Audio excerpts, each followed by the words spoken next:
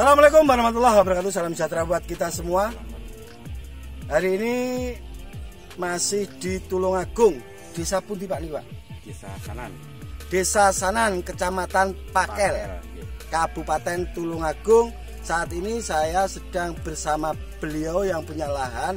Monggo Pak, diperkenalkan diri Pak. Mohtar, Desa Sanan, Kecamatan Pakel, Tulungagung. Ini kesempatan hari ini ada juragan dari Bojonegoro, bukan juragan. Monggo diperlanjut. Oh nggih.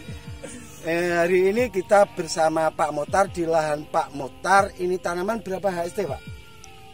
7 hari, 7 HST. 7 HST sudah dipupuk ini ya Pak ya? Belum. Belum. Pupuk dasar. Pupuk dasar. Pupuk dasarnya pakai fosfat, Vertipos, terus Vertipos, Saprodap, NPK Grower. NPK Grower. Kita langsung main NPK Grower. Kalau biasanya teman-teman itu kalau pupuk dasar kita menggunakan unsur N dan P, jadi tidak menggunakan kalium. Kalau grower itu setahu saya kaliumnya tinggi. Ya bos ya? Ya. Kalau grower itu alangkah lebih bagusnya nanti masuk di pemupukan ketiga. Jadi untuk pupuk dasar kita paling bagus memakai unsur nitrat dan fosfat.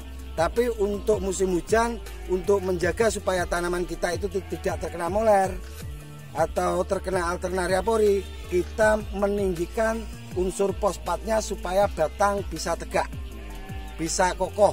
Dan ini juga memakai kompos dari kohe kambing ya Pak ya. Habis difermentasi lalu dikoper langsung dibuang di aplikasi ke lahan, habis itu tanam. Sekali lagi saya ingatkan untuk pemakai kompos atau pemakai kohe harus difermentasi dulu, wajib difermentasi. Habis difermentasi nanti setelah disebar kita bisa nyepray pakai Trichoderma. Trichoderma itu jamur antagonis yang bisa mendegradasi jamur patogen dikala kohe yang kita aplikasikan ke lahan itu masih ada sisa-sisa patogennya, biar steril. Jadi biar patogennya tidak menyebar di lahan. Ini tanaman ada sedikit kendala, cuma sedikit. Kalau tanamannya sudah tumbuh bagus, kendalanya ada tanaman yang bengkok. Ini mas, cukup masih bengkok siji ya mas. Gitu cabut mas. Siji aja juga kabeh. Tak apa ya mas. Akeh tunggale. Akeh tunggale kata Pak Mohtar iki lagi-lagi entek tuku neh tunggale kalau. Entek tuku neh. Bengkok seperti ini. Terlihat bos. Kurang dekat. Kamera dan kameranya elek. Belikan kamera dong bos, jangan main HP. Ini ki yo kesusahan toh penontonnya. Pokoknya tanaman ini agak sedikit bengkok seperti ini ya Pak ya. Kata Pak Mohtarnya ini imbas dari benih. Awalnya beli benih itu masih seperti sayur gitu Pak ya. Masih seperti sayur, ditanam 10 HST belum tumbuh, akhirnya disimpan lagi selama 2 bulan dan baru ditanam sekarang.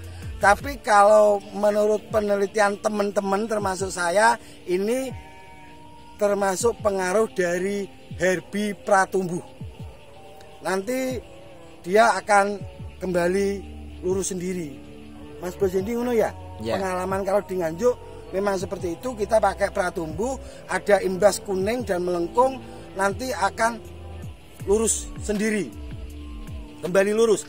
Atau kalau tumbuh tunas baru itu tidak akan bengkok lagi. Untuk kedepannya yang saya sarankan, pemupukan kurangi unsur nitrat Pak ya, seperti kandungan urea. Kalaupun tidak pakai urea, kalau kita mau pakai NPK majemuk itu NPK 16 itu kita tambahi fosfatnya. Tujuannya karena ini sudah ada kohe kambingnya yang sudah disebar di lahan, karena kohe itu termasuk unsur nitratnya juga tinggi dan dasarannya nitrat dan fosfatnya sudah tinggi. Jadi nanti untuk pemupukan susulan pertama kita naikkan fosfatnya. Kalau kita memakai jenis pupuk majemuk NPK 16 misalnya, kita tambahi fosfatnya. Jadi NPK 16 kita mix dengan fosfat tunggal, bisa pakai Vertipos, bisa pakai SP36. Tujuannya supaya daun bisa tegak, tidak gampang terserang penyakit. Dan untuk menegakkan lewat spray bisa memakai air rendaman semen, ada di video saya sebelumnya. Jadi air rendaman semen itu murah meriah Pak ya, tapi keampuannya luar biasa dan sudah terbukti di petani-petani binaan Gusman Bojonegoro semuanya memakai air rendaman semen. Jarak tanam 19 kali 15 masaan ya, kira-kira 19 kali 15, 19 as Pak ini ya, 19 15 itu sudah bagus jarak sekian karena musim hujan. Jadi jika terlalu rapat takutnya terindikasi kalau ada serangan jamur akan cepat membrek. Membrek apa? Berentek, merambat. Ya, Mas Didi, aku senang Mas Didi, cepat merambat. Tapi kalau tanaman ini ukuran sekian, kalau ada jamur itu gampang diobati Pak ya. Jadi musim hujan ukuran sekian itu sudah ideal menurut saya. Jadi untuk memperkokoh batang, tinggikan unsur fosfat. Dan ini Pak Muhtarnya sebenarnya tidak kurang-kurang sih, tapi pengen belajar sedikit ada organiknya, kan ya? Jadi untuk menekan biaya produksi, jelas-jelas umumnya cagek sarangulan berarti gak butuh. Beliau ini selain bertani, beliau juga pengusaha.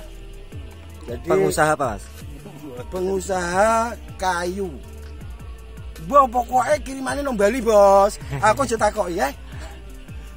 Benda antik. Dan ada usaha-usaha lainnya banyak lagi hitung selenggo. Ini selain untuk hiburan memang Bapak Muhtar mulai suka bercocok tanam kayak iya Pak ya. Sekalian buat hiburan. Jadi kalau sarapan di sawah itu bisa nikmat.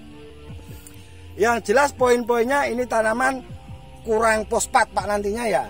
Takutnya karena sudah dikasih kompos, N-nya sudah terlalu tinggi, nanti pupuk susulan kedua harus masuk fosfat, wajib masuk fosfat untuk supaya batangnya bisa kokoh.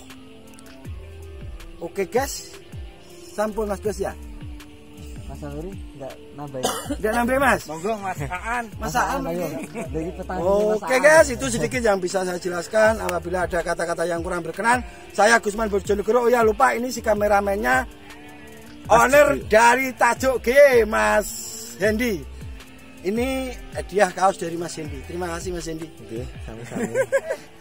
Apabila ada kata-kata yang kurang berkenan, saya Gusman Bojonegoro dan Pak Muhtar mohon maaf yang sebesar-besarnya. Wabillahi taufik wal hidayah wa ridho wal inayah. Assalamualaikum warahmatullahi wabarakatuh. Waalaikumsalam warahmatullahi wabarakatuh.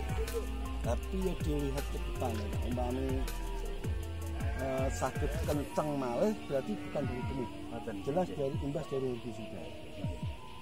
Tapi nek engko kok jek nek melengkung neh berarti ya iso uga teko kelainan gen dari benih itu sendiri.